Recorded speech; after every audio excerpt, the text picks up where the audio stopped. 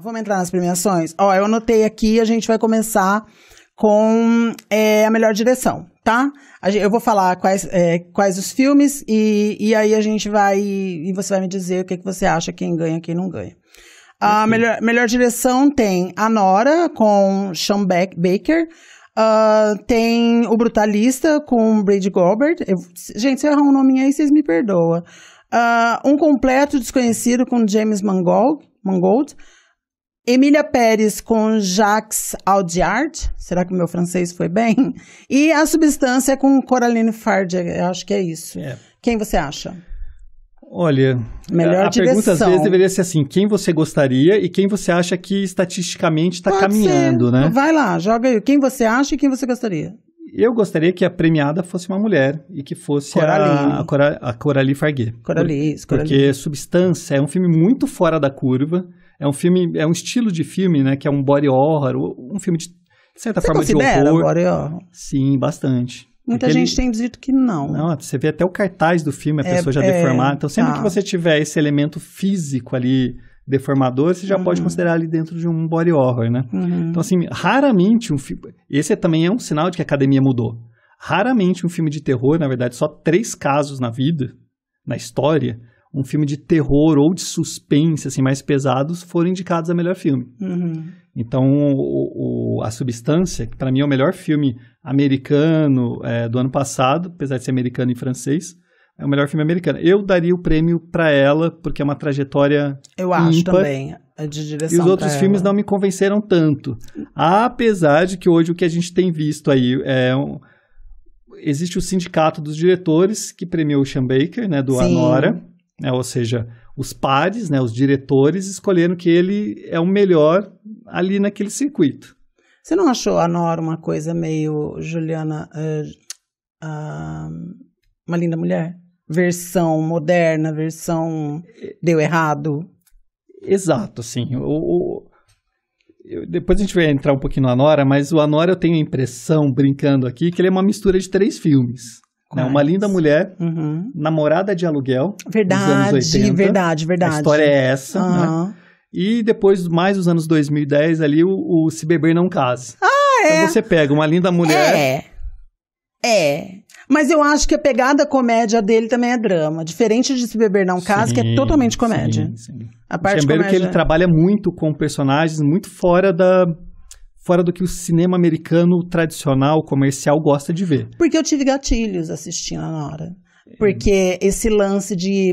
Ela também queria o relacionamento, sem dar spoiler, mas ela também queria o relacionamento, no final das contas.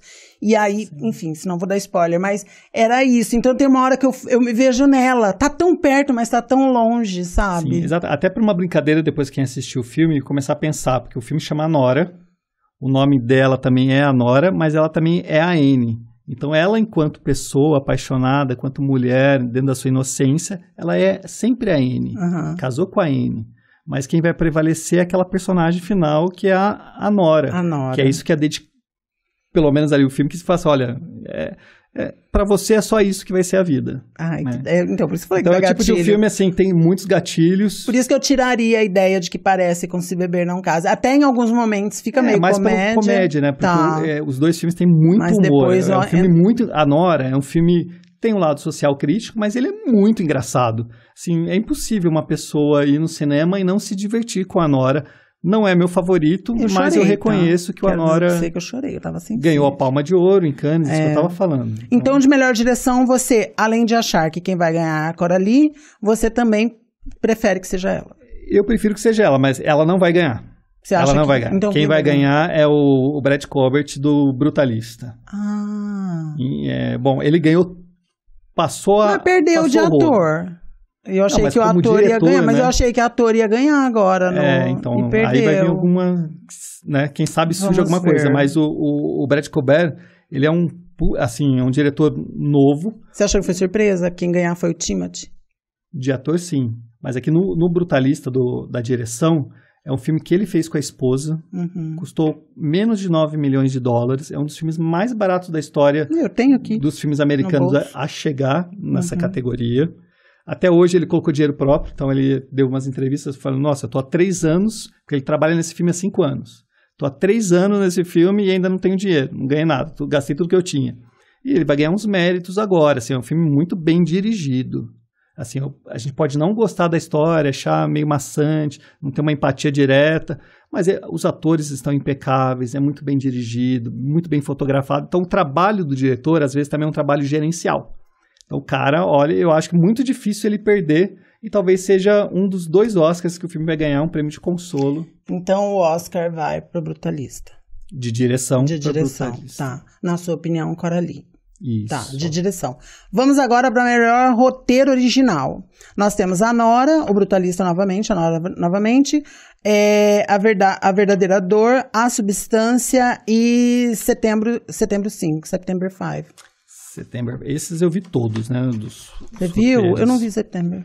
Setembro é bem bacana, uma nova perspectiva sobre o ataque durante os Jogos Olímpicos da Alemanha, bem na retomada da Alemanha Ocidental, da unificação das Alemanhas. Mas a indicação já foi o grande prêmio. Nessa categoria, assim, está muito dividido ainda, né? A briga, de fato, está entre a Nora e a Verdadeira Dor. Né? Seria um prêmio de consolo, a Verdadeira Dor. Não gosto do filme, não gostaria que fosse premiado. E eu acho que o Anora, que até ganhou o Sindicato dos Roteiristas, é um candidato mais forte e ajudaria quem ganha roteiro ou ganha montagem, que nem você estava falando. Muito difícil o filme. Ganhando. Existem uns prêmios que são os prêmios que são fundamentais para estruturar um filme. Roteiro, fotografia, montagem. Quem ganha essas categorias disputa de melhor filme, né? Eu acho que a Anora é o grande favorito. E pode levar o Oscar já de roteiro para o trabalho do Sean Baker, já que ele não vai ganhar de direção, que vai ficar com o Brutalista. Mas eu acho que deveria ser o Brutalista, porque, como a gente falou, a Nora tem uma mistura de alguns outros roteiros. Então, como roteiro original, já fico pensando, já não é tão original assim. Mas entendi. Vamos para o melhor roteiro adaptado. Nós temos um Completo Desconhecido, Conclave, Emília Pérez, Sing Sing e Nickel Boys. Essa categoria bem bacana. Eu gostaria mesmo que de fácil o Nickel Boys, né, que é baseado nesse livro maravilhoso, o Reformatório Níquel. Posso ver? Pode ver. É de um autor negro, né? É evidente que ele vai contar uma história bem bacana do Colson Whitehead. Ele já ganhou o Pulitzer, né, que seria o Oscar para quem escreve, né? É uma história sensível, muito bonita, é um livro maravilhoso e foi muito bem adaptado para virar filme. Então é um filme que eu acho belíssimo, tá no Amazon Prime, todo mundo que tiver acesso ao Amazon consegue assistir gratuitamente. E tá o livro foi transposto de uma forma muito bonita para as telas, eu acho que esse é o favorito. Quem pode surpreender seria o Conclave, que também é um filme baseado num livro que não li, mas dizem as meias bocas que o filme é muito melhor do que o livro. Então, aí eu acho já mais difícil. Eu já vi que o filme tem muitas falas clichês, tem até uma fotografia boa, tem um andamento bom, são 3 horas de filme, né? Só que ele vai para um meado, tipo, eu já esperava que esse diálogo acontecesse. Sabe, dessa sensação. O Conclave pode virar uma surpresa para a noite do Oscar.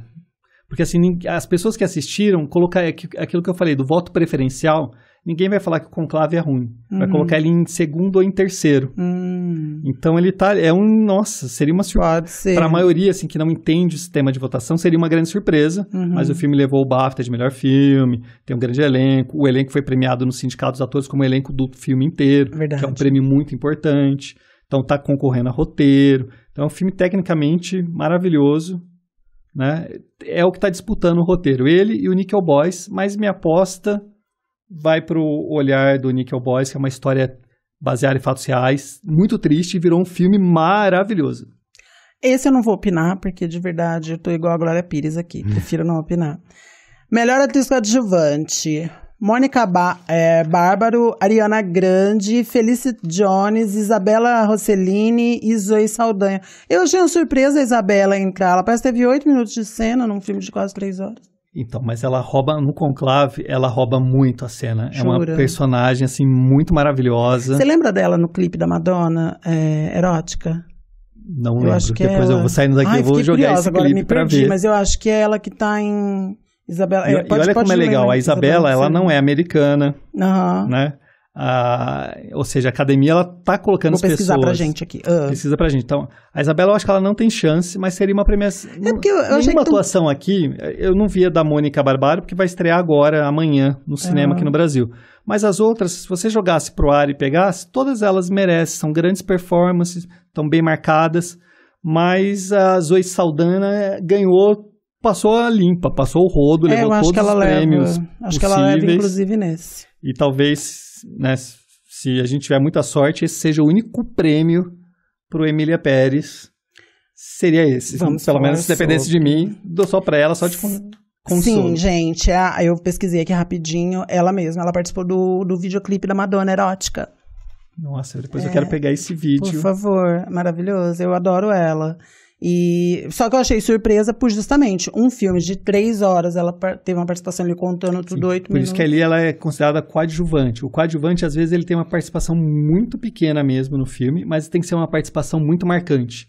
E a participação dela, o personagem dela no filme é marcante, tem uma reviravolta fantástica que nasce com ela, e ela, né, já como uma senhora, né, diferente do tempo de Madonna, ela arrebenta em cena, tá maravilhosa, mas eu acho que a chance é muito, muito pequena pela concorrência com a Zoe, que vai passar. Eu acho que a Zoe leva. Vai levar.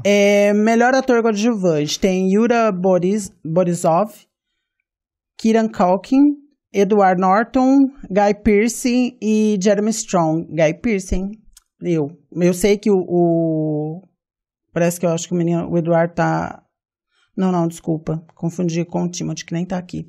Eu iria no Guy. O Guy Pearce, ele, assim, no Brutalista, que é um filme bem longo, a atuação dele, de fato, é incrível. É um cara que você não lembra dele em tantos filmes. Ele não tá no panteão, assim, dos atores mais badalados, né? Uhum. Mas eu acho que nesse momento, se ele ganhar, é porque o Brutalista seria o grande vitorioso da noite. Eu acho muito improvável. Eu, particularmente, meu coração me encaminharia para Jeremy Strong, que é do filme Aprendiz. Ele mostra, para quem não assistiu, o filme Aprendiz, de Aprendiz a gente lembra daquele programa do Trump.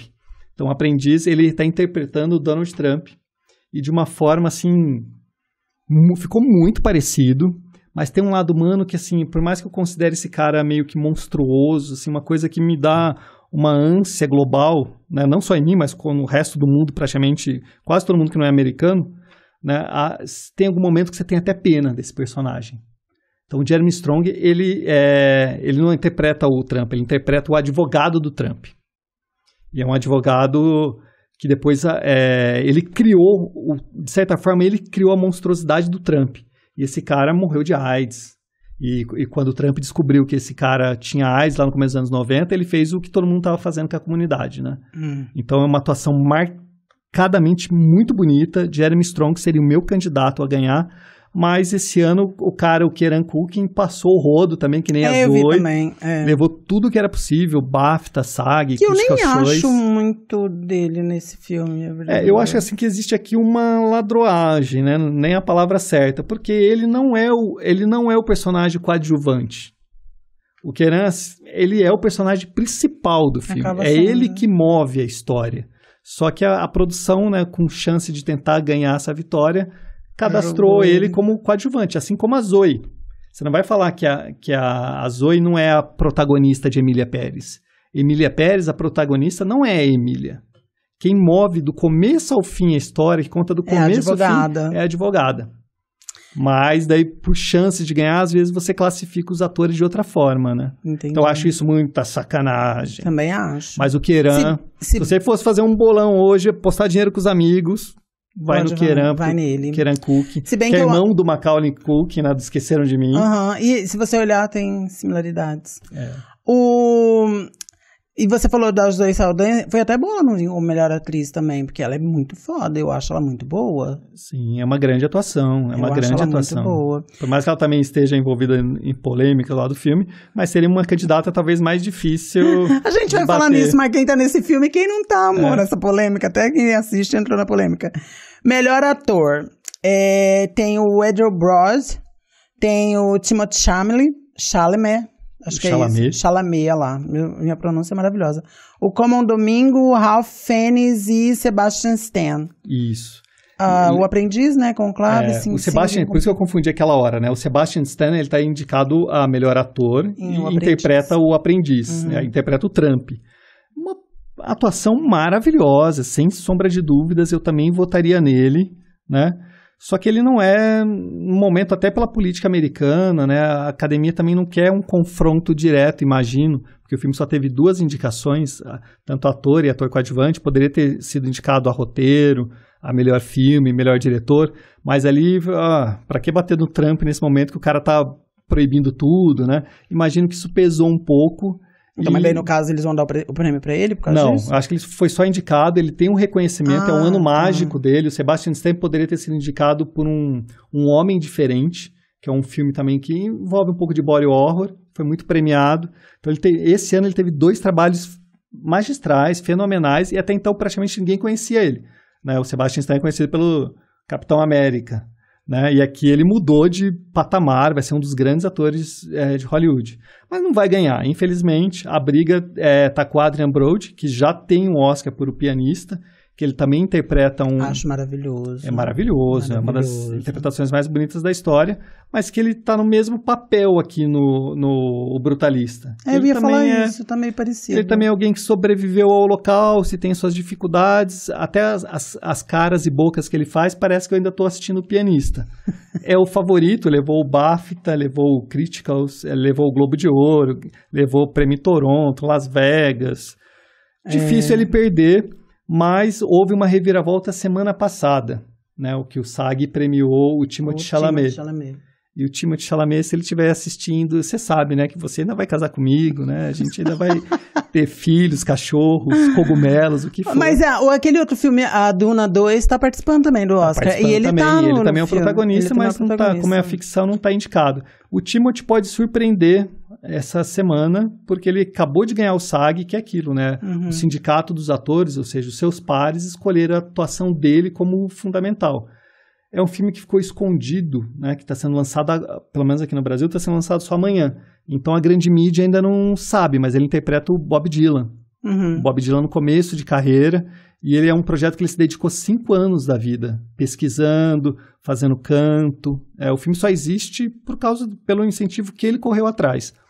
Então, assim, a academia reconheceu que o cara fez um trabalho maravilhoso. Que é o que a academia gosta, né, de premiar, assim, criar novos ídolos, novinhos, né? Então, eu acho que o Timothée ganha e vai passar a rasteira no Adrien Brody, que pegou tudo que tinha até agora. Eu vou pular a melhor atriz, a gente vai primeiro em filme internacional, depois a gente volta melhor atriz, porque daí a gente pode entrar nas polêmicas também, tá bom? Melhor filme internacional. Ainda Estou Aqui, A Garota da Agulha, Emília Pérez e The City of the Sacred Fig e Flow. É uma categoria que tá belíssima, né? Eu não vi, eu só vi Emília Pérez, Ainda Estou Aqui. Então, por onde eu vou começar a falar? O Flow, vou começar de, assim, os que menos têm chance nessa categoria. O Flow é uma animação da Estônia, da Letônia. Com os bichinhos, né? Com os bichinhos, com um gatinho que parece um gatinho meio que maldoso, individualista, mas que a gente está num mundo distópico, que o mundo acabou e ele precisa começar a conviver com outras raças, com os animais, com os pássaros, para sobreviver. E ele vai dar um jeito e vai conquistando o amor, vai virando um outro bichinho. Então, o Flow está indicado a melhor filme internacional. É uma animação extremamente barata. Nunca, nenhum filme de animação, exceto talvez um brasileiro que foi indicado, tenha custado tão pouco. Belíssimo. Já teve um brasileiro indicado nessa categoria? Já teve o Menino e o Mundo. Então, o Brasil já foi indicado ao Oscar 5 vezes em melhor filme internacional, 4 em documentários. O Brasil sempre foi muito forte em documentários. A gente é muito bom em documentar. E teve uma indicação já para melhor animação. Deixa eu dar um adendo aqui, que eu também... É uma adendo pergunta.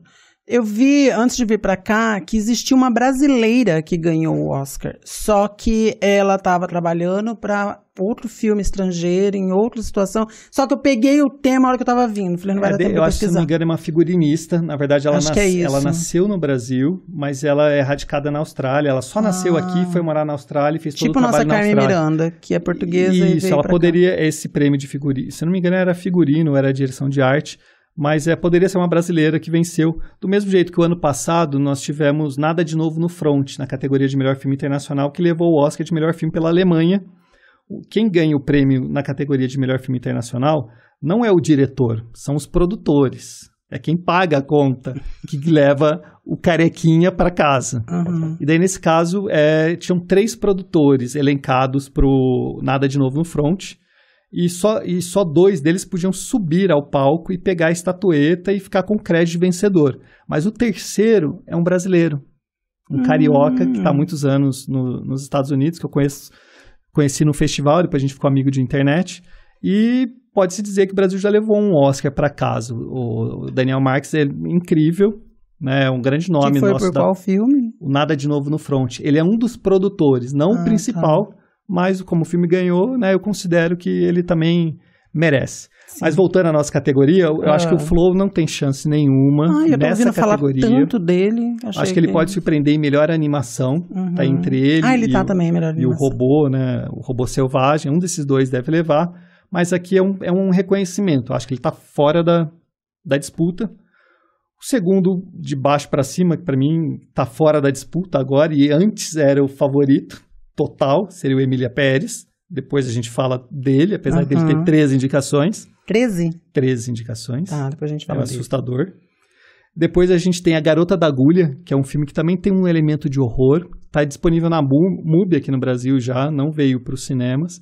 É um filme dinamarquês e norueguês, mas concorre pela Dinamarca, de certa forma de terror, que vai mostrar muito o estado das mulheres numa determinada sociedade, para não dar spoilers, e maternidades não desejadas e o que isso podia acontecer. Belíssimamente filmado, em preto e branco, mas também acho que não leva.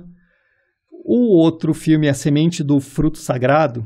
Esse é um filme da Alemanha, concorre pela Alemanha, mas é um filme filmado no Irã. É um filme sobre a história do Irã contemporâneo, a questão das mulheres, né, numa sociedade machista, 100% patriarcal, e elas tentando se levantar contra essa instituição, contra esse governo. Filme belíssimo. É um filme ou é um documentário? É um filme maravilhoso. Mas olha pra você ver, agora eu vou jogar um pouquinho do meu preconceito pra você entender, da minha ignorância, não é preconceito, da minha ignorância. A gente ouve falar do Irã de uma forma tão fechada que, na minha concepção, eu nem imaginava que eles fariam filme fazendo críticas sobre eles mesmos. Eles fazem, e assim, o que acontece? Como o Irã é vamos chamar de uma certa ditadura do Islã, né, são muçulmanos muito fechados, todo mundo que se manifestar contra o governo é preso imediatamente.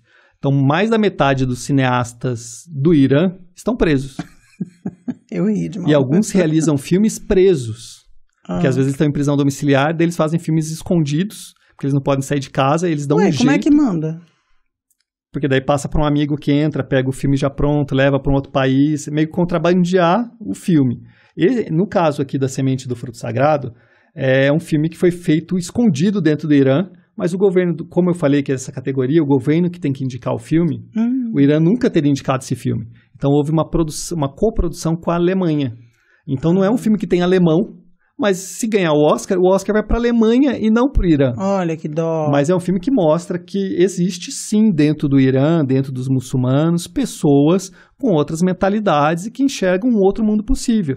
E esse filme é belíssimo, tentando mostrar a luta dessas mulheres para parar de ser oprimidas o tempo todo.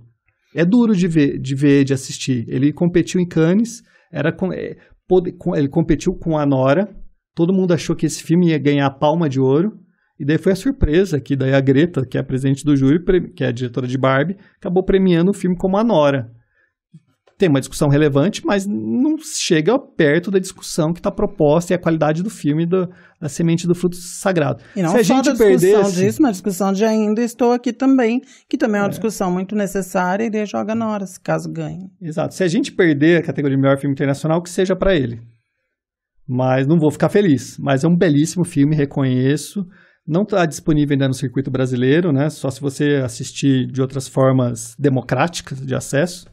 Mas é a chance. É um filme maravilhoso. Se ganhar, vai para a Alemanha, que já ganhou 3 Oscars de filme internacional. Sem ter feito o filme, né? Mas uma pergunta. Bom, eu acho que o cara vai ficar feliz, né? Mas ele fala, poxa, meu filme ganhou. Deixa eu sentar aqui provavelmente e jantar. Ele deve estar preso essa hora. Eu não sei o paradeiro desse diretor. Porque o pessoal do Irã também está assistindo. Ué, como é que foi um filme para lá? Vamos descobrir de onde é. E esse filme, ele tem partes que... ele compõe, assim, várias imagens de documentário. Então, no meio do levante das mulheres nos movimentos nas universidades do Irã contra o uso da eu acho que chama burca, né, daquela roupa fechada, elas não poderem usar batom, não poderem usar nada, não poder ter acesso a celular, nem nada. O diretor usou muitas imagens reais dessas mulheres que estavam em protesto sendo assassinadas pelo governo, pelas pessoas. Então é um filme muito bonito de ver, dolorido, mas olha, vale a pena, eu recomendo bastante que com calma vocês localizem esse filme e assistam. Tá, agora nós vamos pra Melhor Atriz. Gente, depois do Melhor Atriz, eu vou ler as perguntas, tá? Quem quiser mandar pergunta é R$10 pelo Superchat ou R$10 pelo Pix. Vocês sabem que nós não temos patrocínio ainda pra pagar tudo isso daqui, então a gente usa esse dinheirinho que vocês fazem as perguntas pra fazermos isso. Então podem mandar perguntas que daqui a pouco eu vou ler. Vou ler o Melhor Atriz e eu já pulo pras perguntas, tá? Melhor Atriz, Fernanda Torres com Ainda Estou Aqui, Cíntia Erivo com Wicked, Carla Sofia Gascon com Emília Pérez, Mike Madison com A Nora e Demi Moore com A Substância.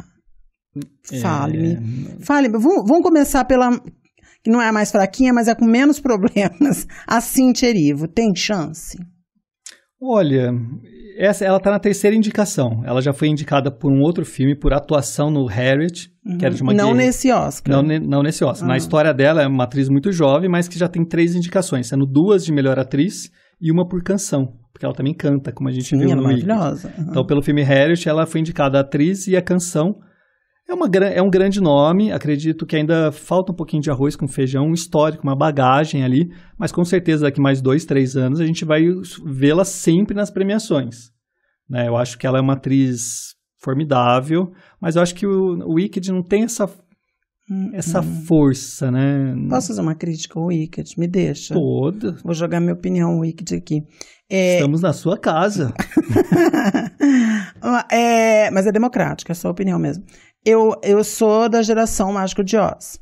Eu entendo que parece que os livros foram feitos pós, né, o Mágico de Oz, mas, não sei, menino, parece que o Mágico de Oz feito naqueles anos lá, sem CGI, sem grandes produções, foi melhor feito do que o Wicked. Eu senti o Wicked preso numa sala, sabe? Eu não senti o Wicked do jeito que eu achava que eu senti Oz, por exemplo. Ficou faltando. E sabe o que é legal nisso? Hoje eu tava pensando em vir pra cá, assim, porque eu não sou fã de Wicked. Eu fui assistir logo na estreia e acabei me surpreendendo, acabei gostando mais do que eu esperava, porque eu não gostei do musical quando eu assisti. E falei, nossa, o Wicked é um ótimo filme. O problema é que ele é muito longo, ele não termina em si, vai ter uma segunda parte agora em novembro. Mas é isso que você falou dele parecer um pouco artificial. Você acredita que ele foi todo... tem uma sequência daquelas tulipas, que você vê assim, um gramado cheio de tulipas. Em vez do diretor usar efeitos especiais, ele, de fato, ele plantou 1 milhão de tulipas para fazer uma cena do filme. Eu soube. Então é muito bonito, assim, é um filme competente, mas ele tem mais força mesmo na cultura americana.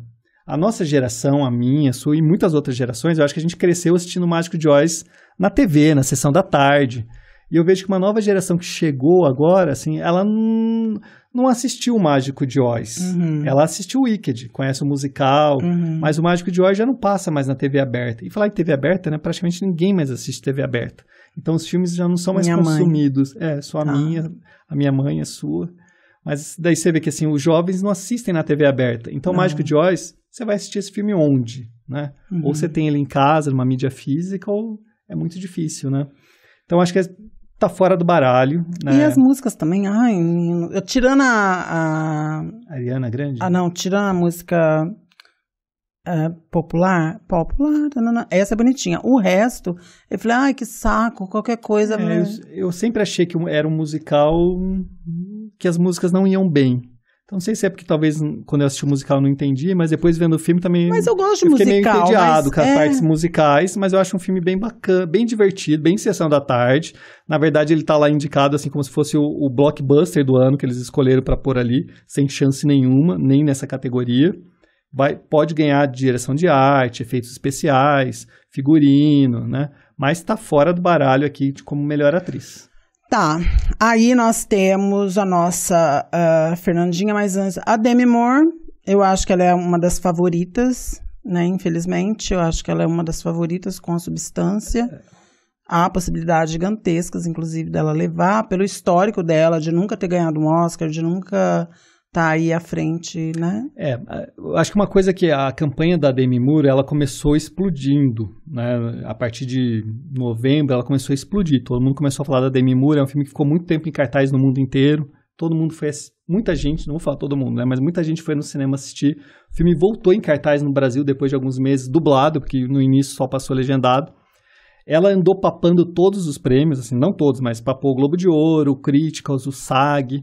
Mas a gente tem que lembrar que a Demi Moore tem no currículo 4 framboesas de ouro. O que é a framboesa de ouro, né? Para quem não é muito do meio dos cinéfilos. Existe um prêmio que é dado todo ano na véspera do Oscar. O Oscar é domingo, no sábado a gente vai ter a premiação chamada Framboesa de Ouro, né? É um grupo crítico lá dos Estados Unidos, muito antigo, que é o prêmio que seria o contrário do Oscar. É o prêmio de o pior. É o pior. A pior atriz do ano, pior filme do ano, pior dupla em tela. Então é muito engraçado. E nos últimos anos, as pessoas que perdem, que ganham esse prêmio, ou seja, uma grande derrota, elas começaram a ir para receber o prêmio, né? Para ser mais humilde, né? Uhum. A Demi Moore é a pessoa mais consagrada da framboesa de ouro. Ela já tem 4 framboesas de ouro. Então, assim, foi muito bonito quando ela ganhou o Globo de Ouro. Falou assim, olha, eu já sou uma mulher mais velha, a indústria meio que me esqueceu, não me deu tantas oportunidades. Ela quer criar esse discurso de, nossa, olha, tadinha de mim, né? Sem oportunidades. Mas ela não é sem oportunidades. Nos anos 90, ela foi a maior diva do cinema americano. Total. Em 4 anos, ela fez 6 ou 7 grandes sucessos de bilheteria, apesar dela ter sido indicada ao Framboesa nesses mesmos filmes. Mas ela, na verdade, assim, falta mesmo Eu achei até injusto ela receber por aquele filme que ela raspa a cabeça. Eu acho que ela tá tão bem naquele filme. Ali horrível. Tá ruim? De fato, ela levou a framboesa ali. Então, eu acho que a Demi Moore, assim, ela não pode falar que ela nunca foi valorizada. Porque, na verdade, toda a indústria, ela tem um currículo de mais de 72 filmes. Né? Tudo bem, nos últimos anos ela tá mais na TV, os papéis ficaram mais escassos, mas para toda mulher mais velha, chega uma hora que Hollywood te aposenta. Uhum. Então, ela foi aposentada, esse está sendo uma grande volta. Eu acho que, assim, é como o prêmio mesmo é todo esse carinho que o público está tendo, que os seus pais estão tendo. A interpretação dela também é maravilhosa, mas eu acredito que nós vamos ter uma surpresa e essa favorita não vai levar domingo. Não vai. Mais uma framboesa de ouro para ela. Então, a coisa menina... Mike Madison. A Mike Madison. A gente tem muito o que falar dela, não. É bonita, jovenzinha. A Mike Madison é muito nova, né? Ela levou o BAFTA agora. No começo do ano... Tá bom já, do ano passado, ela foi quando a Nora estourou ganhando a Palma, né? Uhum. Mas ela é muito jovem, é uma boa atuação, mas também não me convence nem um pouco. No currículo praticamente só tem Pânico, né? Acho muito difícil. Nem lembro dela. Apesar de que no Anora, ela já conquistou quase 50 prêmios com a Nora. Então, assim... Tá ótimo, então. Era o grande nome até a Demi Moore surgir. Então, a Mike Madison, ela foi ultrapassada pela Demi Moore. E essa semana, com a revista Hollywood Reporter... Com certeza, a Fernanda Torres ultrapassou as duas. Vai ser uma grande surpresa. E fala agora da Fernanda Torres. Você não quer falar da Carla? Não, eu quero deixar a Carla por último, então vamos falar da Fernanda Torres. Fernanda Torres. Fernanda Torres é incrível, né? A gente tem que lembrar... A gente já conhece, mas lá pra fora tá... Lá pra fora, em 1986, ela foi premiada com a Palma, né? Ou seja, o Prêmio em Cannes de Melhor Atriz pelo filme Eu Sei Que Vou Te Amar. Então isso nós estamos falando de uma pessoa, de uma atriz que em 86 já estava ganhando um prêmio consagrado, seria o segundo maior prêmio possível de atuação. Então ela é um nome muito consagrado, com histórico, né? Não só na TV brasileira, mas já premiado em filmes. E só que o grande público internacional não conhece, porque 86, né? Nós estamos em 25, né? Conhece talvez agora descobrindo que tem a mãe dela, né? Porque a maioria não associa. Só a gente que é brasileiro. Mas a Fernanda Torres está num grande momento. Acho que vai ser uma... Ela, com certeza, ela declinou do papel de Odette Roitman, né? Porque... com certeza. Ela ia ser Odette Roitman. Ela declinou por causa da campanha, que ela se dedicou desde outubro. Ela se dedicou para fazer a campanha com o Walter Salles de viajar o mundo inteiro, cada dia estar num lugar para exibir o filme para as pessoas assistirem com ela debatendo. Inclusive, eu assisti o filme, é um pequeno spoiler, um momento assim, de orgulho, né? Eu todo ano tiro férias para assistir a Mostra Internacional de Cinema de São Paulo, que é o maior festival para cinéfilos, né? Que reúne praticamente em 14 dias de festival, você tem quase 400 títulos sendo exibidos. Então, vem assim, todos os ganhadores dos festivais internacionais ao longo do ano acabam passando ali. E eu assisti Eu Ainda Estou Aqui na primeira sessão no Brasil, com a nossa diva na sala, com o Celton Mello, com o Walter Salles. E eu tava com o meu celular filmando e eu tinha que afastar minha perna para eu não chutar a nossa diva. Por que você não chutou? Chamar a atenção dela. Imagina, eu ia lamber o pé que ela pisou, o chão que ela pisou. Eu tive a chance de conhecer a Fernanda Montenegro e eu fiquei muito feliz também. Falar nisso, deixa eu falar uma coisa rapidinha, antes da gente chegar na polêmica da noite. Eu participei de um filme, um curta, que se chama Desbarão, produção e direção de Beto Lindbergh, que foi a pessoa que fez Beto. A ponte. E em breve eu quero trazer essa novidade para vocês. Quem sabe não serei eu a próxima brasileira a ganhar o Oscar. Muito justo. Mas eu quero falar, não é de um curta. Eu vou querer ser o crítico, eu quero assistir com o Beto e com você em primeira mão, a hora que ele passar, para depois eu fazer as críticas, que vão ser todas boazinhas. Por favor. E também eu já fui júri da Fantilatã e do Cine Fantasy e também do Na Quebrada, que são 3 festivais de cinemas curta, e também do Modivice, quando eu tive a oportunidade. Também foi muito bacana. Eu amo. Acho que eu passei 2 vezes no Modivice. Eu amo assistir todos os filmes e ficar votando lá. E agora vamos à nossa maravilhosa, linda, lânguida Carla Sofia Gascon, Emília Pérez. Tomar uma água. Toma uma água. Tem calmante aqui? Não, mas tem temporizador, tá? Me deixa mais nervoso, mas pelo menos assim a gente bate a gente já sabe. Não, mas eu acho que é importante, e depois eu vou ler as perguntinhas, tá, gente? Eu acho importante a gente falar por que Emília Pérez está indo para 3 indicações. Desculpa, eu vou dar minha opinião já de cara. É ruim. Como musical, é ruim. Como roteiro, é ruim. É transfóbico, agora falando a minha opinião, acho totalmente transfóbico a maneira como eles desenharam a Emília, né? Enfim, o que tem de bom nesse filme, além da Zoe Saldanha? E a atriz também é boa. A Carla Sofia é uma ótima atriz, mas eu acho que no filme tudo pesou. Olha, eu tenho uma relação bem estranha com esse filme, porque eu assisti ainda o ano passado. Na primeira vez que eu assisti, eu gostei, eu fiquei encantado pelo movimento, pela forma de misturar um musical com as cenas de ação, com a transformação, mas depois que você para, assim, e vai assistir a segunda vez e começa a pensar, refletir tudo que está posto em tela, tudo que eles estão fazendo, você vê que, olha, de fato, esse filme não podia nem ter, na verdade, não podia ter existido. Emília Pérez não deveria existir. Esse filme é completamente errado. Porém, eu estava falando com você, né, Paula, que tipo, qual que é a vantagem? Se a gente pensasse um aspecto, existe um aspecto bom? Não, existe. É arte, faz a gente discutir cultura. Não só pela questão da arte, mas pelo menos ele trouxe para as nossas discussões tudo que é errado num filme, tudo que a gente não deve fazer. Né? O diretor mesmo assumiu que não fez pesquisa nenhuma sobre a cultura mexicana. Então, ele também não sabe nada dos termos que ele usou na vaginoplastia, transição, e ele ainda sempre usou... E ainda falou que o espanhol... maniqueísta, assim, no máximo, de o bem versus o mal, até a música é o mal. Então, assim, é uma sucessão de absurdos que eu ia precisar de uma live inteira só para falar mal, né? Então, assim, eu vou pular isso tudo, que eu acho que todo mundo já viu, já teve essas repercussões. Eu acho que o seu sentimento, a gente teve uma conversa, o sentimento é muito... que tem muita propriedade. Sim. Né? Se a gente pegasse a questão do México, né, só para resumir em 2 pontos... O problema de um filme é esse, é um colonizador chegar para contar uma história de um país colonizado e tratar assim, não que você não... Na faculdade eu aprendi com a minha professora, fazendo documentários, que o que é bonito no cinema? É você contar uma história, eu falando de mim, dos meus, das pessoas que eu conheço, do meu grupo social, para os outros. Então o que os cinemas brasileiros antigos faziam? Eram ricos, né? O cineasta tem que ser rico para fazer cinema. Eram ricos sempre falando de pobre. Então ele nunca contava aquela verdade verdadeira. Então era sempre uma coisa clichê. Então com a Emília Pérez é a mesma coisa. É um cara que não poderia... Ele pode fazer, é direito dele, mas ele deveria ter estudado mais, ter pesquisado, ter olhado os elementos, ter valorizado aquela cultura. Não tem problema fazer um filme do Brasil que fosse só sobre corrupção ou sobre carnaval. Não tem problema. Mas você tem que ter capacidade para contar isso. E propriedade. Também, né? E esse filme pega isso, conta uma história que é muito dolorida para o México, que são os desaparecidos pelo narcotráfico. Nos últimos 10 anos são 130 mil pessoas desaparecidas. A ditadura brasileira durou 21 anos e nós temos estimado em 30 mil pessoas desaparecidas. Os números oficiais são muito menores do que isso, falam mais de poucos mil pessoas, mas os números que a gente pesquisa são mais de 30 mil.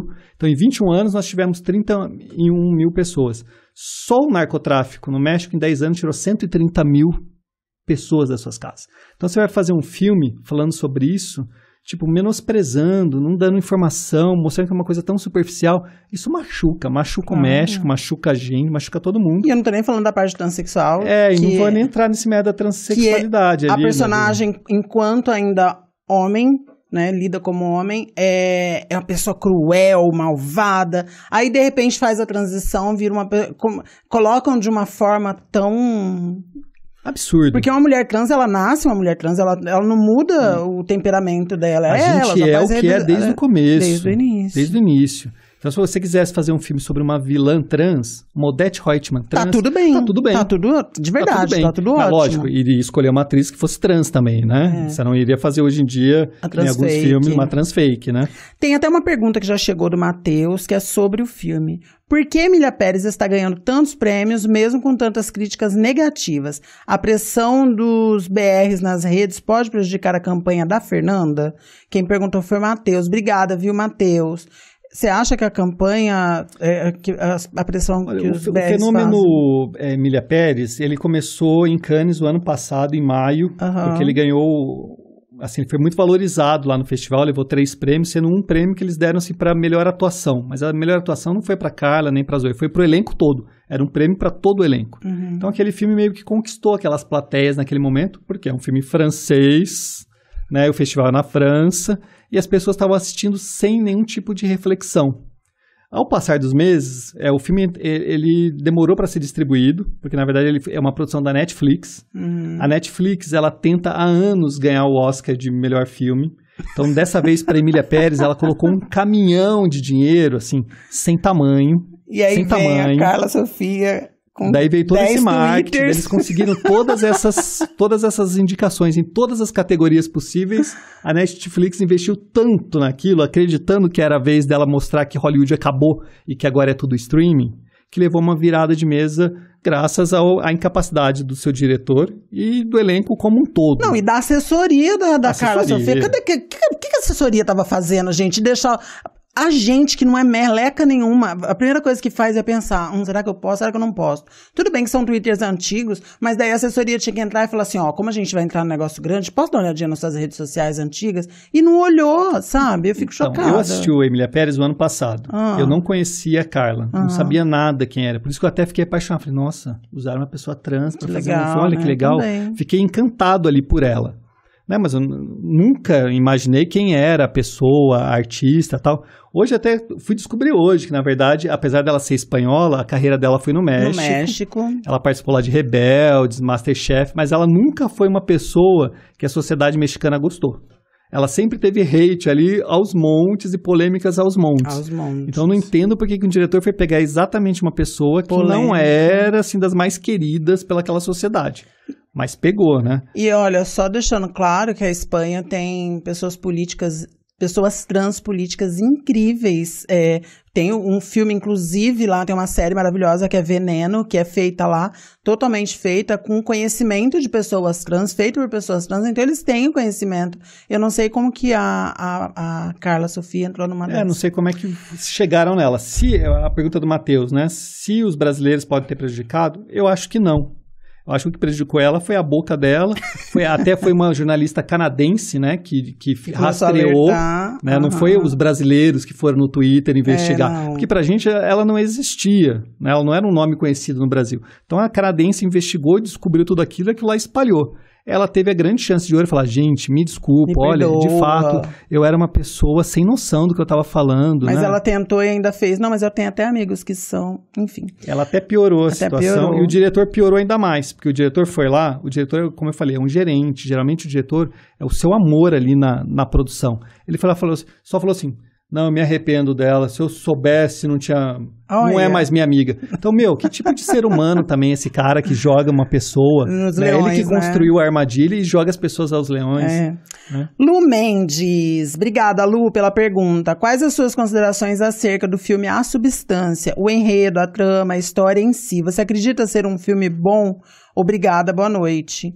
O que você acha? Eu vou falar antes respondendo também.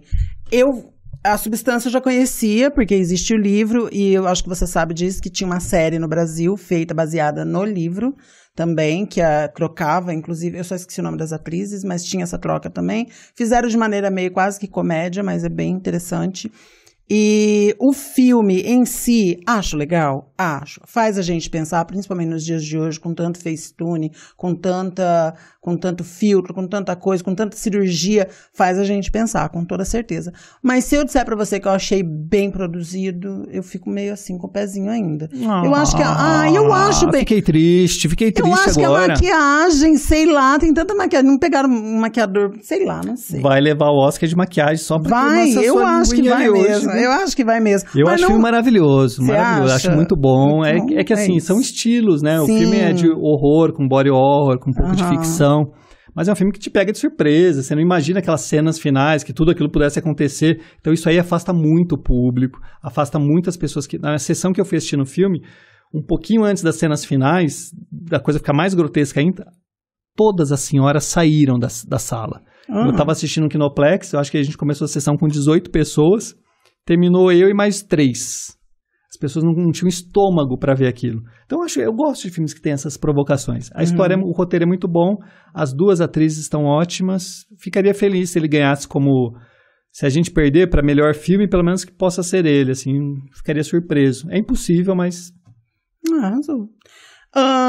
Jardel, você não acha trapaça o... é verdade, maravilhosa pergunta, obrigada, viu, Jardel? Você não acha trapaça o uso de IA como fizeram em Brutalista, que fizeram, e também fizeram em Emília Pérez? PS, A Semente do Figo já está na BTV. Ai, obrigada. E ele passou no cinema, João? Também. A gente... e A Semente do Fruto chegou a entrar em cartaz. Eu acho que não entrou em Campinas, mas passou um pouquinho em São Paulo. É que ele me deu de presente a BTV. Ele tá falando maravilha.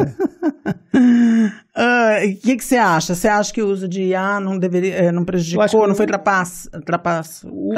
Trapaça, principalmente quando você vai mexer com voz. E você é ator. Você é ator. Você porque a atuação, assim, eu até respeito, eu tenho grandes amigos que são dubladores, gerentes de dublagem, um dos meus maiores amigos é dublador, mas eu falo, olha, não dá para assistir filme dublado, na minha concepção, porque eu trabalho com isso, eu gosto disso, e quando você está pagando o ingresso, você quer ver o Al Pacino com a voz, com a nuance, com o sotaque do Al Pacino. Eu não quero ver o Al Pacino na voz do Renato Aragão. Eu sei que eu tô zoando, sendo extremista. Porque eu acho a dublagem brasileira é muito boa. É a melhor dublagem do mundo, fato, é a brasileira. Mas o personagem é criado pelo ator. Sim, né? Então, eu acho que daí você usa o IA. A dublagem é muito legal e muito necessária, principalmente para as pessoas que têm as dificuldades, as deficiências, mas a IA é outra coisa. A IA, você está melhorando uma coisa que o ator não tem. Então é o artificialismo. Eu sou como se o ator falou, não vou estudar, porque no final das contas eles vão lá. Mas é que nem os jovens hoje em dia que fazem a prova pela IA no celular, na sala de aula. Então quem critica a IA também tem que ter a honestidade, a hombridade de não usar a IA fazendo prova. E eu sei que todo mundo faz isso, minhas sobrinhas, tô de olho em vocês. Tô de olho em vocês. Mas não é o caso de Jardel, que não faz mais prova, né, Jardel? Obrigada pela pergunta. Meu amor, nosso tempo tá estourando. Você já tá meio que estourou. Você quer deixar alguma mensagem? Você quer dizer alguma coisa em relação ao Oscar? A gente falou da melhor atriz. Você acha que quem vai ganhar? Acho que a Fernanda acho que o Brasil vai sair com melhor atriz e melhor filme internacional. Quero muito. E a mensagem que eu queria deixar, já falei demais aqui a noite inteira, Imagina, falou essencial. Eu queria dar 2 mensagens interessantes aqui pra gente. Assim, primeiro, cinema é lugar de paz. Cinema é lugar para você entrar com o celular desligado. Não é para colocar, mesmo que você coloque no silencioso, que você colocou protetor, não quero saber. Cinema é para entrar sem celular, que nem as escolas. Você tem que respeitar as pessoas que estão assistindo, porque o cinema, como eu disse no começo, só existe na mente de quem está assistindo. Então você de fato precisa que a luz esteja apagada, que as pessoas estejam em silêncio. E eu acho que com a pandemia, muita coisa se perdeu. Muitos jovens que começaram a assistir agora acham que é normal assistir com o celular, conversando. Isso não existia. Diz que o Wicked as pessoas cantavam. Ai, que absurdo. Então isso atrapalha a experiência do outro. Então assim, eu acho que os cinemas estão pecando, estão perdendo público por isso. Porque o cinema não o cinema não é a Netflix da sua casa, não é o sofá da sua casa. Eu parei de ir pro cinema por causa disso. E a outra mensagem que eu queria deixar é que o Oscar tá chegando, é domingo de carnaval.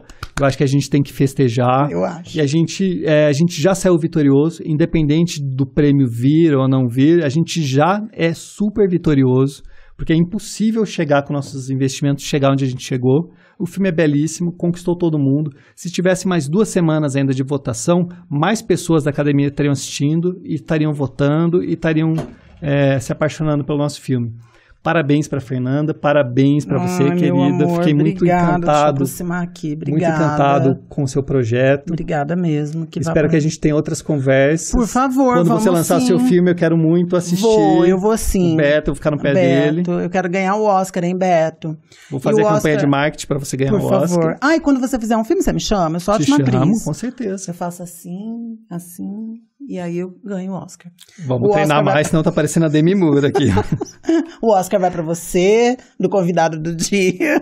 Que legal. Ó, Fernandinha, já tô pondo na mão aqui. É isso. O Oscar é seu, você que merece. Obrigada. Meu amor, obrigada mais uma vez. Gente, as redes sociais do Rodrigo Lara tá aqui embaixo, aqui. Vão lá ver. Eu vi que ele tem uma coleção de filmes antigos, assim, pra quem gosta, filmes, livros, tá lá. Coleção do Lara. Coleção do Lara, mas tá aqui embaixo também, tá bom? Colecão do Lara. Colecão porque não tem esse cedilha. Colecão do Lara, vão lá ver e vai lá, fala com ele sobre o Oscar, que ele vai responder todo mundo, né? Muito obrigada, se inscrevam no canal, obrigada pela participação de vocês. Até semana que vem, um beijo e tchau!